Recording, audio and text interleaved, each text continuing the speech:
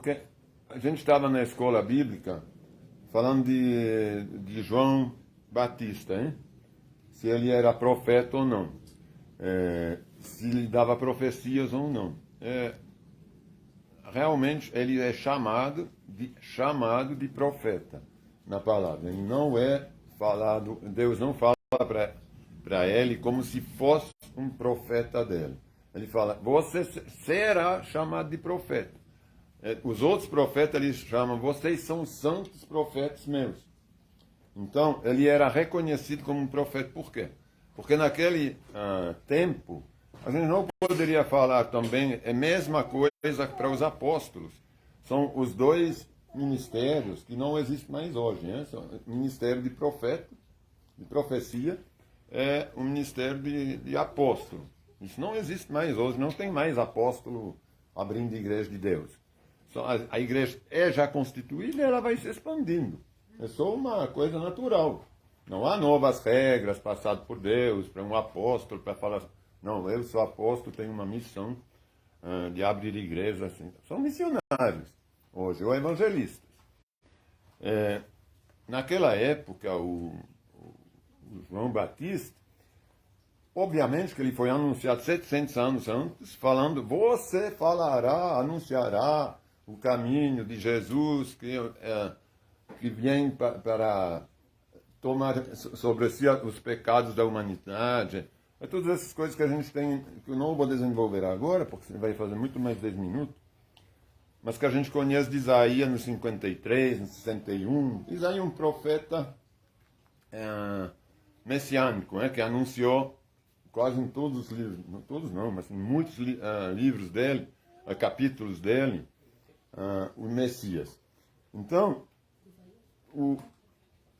Isaías, ele é profeta messiânico, que a gente fala, porque ele profetizou muito, é o que mais profetizou sobre a vinda de Jesus, a forma que ele ia vir, tudo. Então, João Batista, ele veio para realmente, como que a gente fala, atestar, confirmar as profecias de Isaías.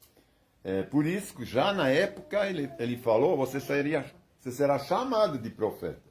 Porque não tinha mais já. Só que a gente não podia falar para ele, você é o quê?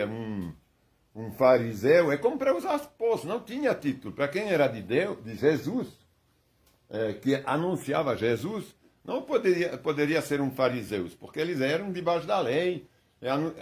Nunca iriam falar que Jesus será Jesus, senão eram eles que foram profetizados para anunciar Jesus. Foi realmente João Batista, do jeito que ele nasceu, foi tudo lá anunciado. Então, só poderia falar para ele dar o título de profeta. Qual era o outro título que existiria para chamar alguém de Deus, que realmente é de Deus, e não que é um homem da lei, era ou de outras categorias, partidos, era quase partidos políticos, os saduceus, tinha muitos assim vertentes, tinha os fariseus, todos eles falavam de Deus, Então, não tinha os samaritanos, tinha várias assim, não denominação, mas várias vertentes. Então, era lógico, era a única palavra que cabia. Era de profeta, porque os profetas no Antigo Testamento eram realmente esses que eram sempre com Deus e anunciavam também Jesus. Aí a gente vê, para comprovar isso, que na verdade o nome de profecia e profeta, no Novo Testamento, ele corresponde também a revelações. E não corresponde a uma palavra de profecia, que profetizaria, de alguém que profetizaria alguma coisa sobre a respeito da palavra mesmo. Hein? Porque quando Paulo fala assim, se a gente vocês querem pegar, em 1 Coríntios 14, ele fala no versículo 6, ele já põe tudo no mesmo saco. Hein? Ele fala assim, pois quem fala em língua, fala apenas com Deus, pois ninguém mais o entende. e em espírito fala verdades ocultas. Mas aquele que profetiza fortalece, anima e conforta os outros. O que ele faz, aquele que profetiza? Ele não vai anunciando alguma coisa do futuro, não? Ele fortalece, anima e conforta os outros. Antes os profetas era sempre alguma coisa que era por vir, certo? Quem fala em línguas fortalece a si mesmo. Mas quem profetiza fortalece a tudo isso que ele vê, Miriam. Você vai ver? Mas quem fala em línguas fortalece a si mesmo. Quem fala em línguas fortalece a si mesmo, mas quem profetiza fortalece a toda a igreja. Gostaria que todos vocês falassem línguas, mas gostaria ainda mais que todos profetizassem. Pois a profecia é superior a falar em línguas, a menos que alguém interpreta o que vocês dizem, para que toda a igreja seja fortalecida. Você vê que aqui ele coloca a profecia, o falar em línguas, quase no mesmo patamar. Por quê? Ele fala, se alguém revela o que você está falando em línguas, aí sim, vocês falam em línguas, porque vai fortalecer a igreja. Da mesma forma que a profecia, que é uma revelação, a gente tem que pensar, a gente não poderia chamar ele de revelador, nem de adivinho, hein? Porque era tudo do capeta, os que faziam adivinhações. Então, é por isso, o profeta, ele dá revelações. E a gente vai, hoje em dia, a partir de Jesus Cristo, a gente vai ver no mesmo capítulo, no versículo 24, mas se todos vocês estiverem profetizando, vão pensando em profetizar, mas também em revelações, sempre. E descrentes ou pessoas que não entendem dessas coisas entrar na reunião, serão convencidos. Eu vou começar a ler pelo 22, esse aqui eu comecei no 24, para entender melhor.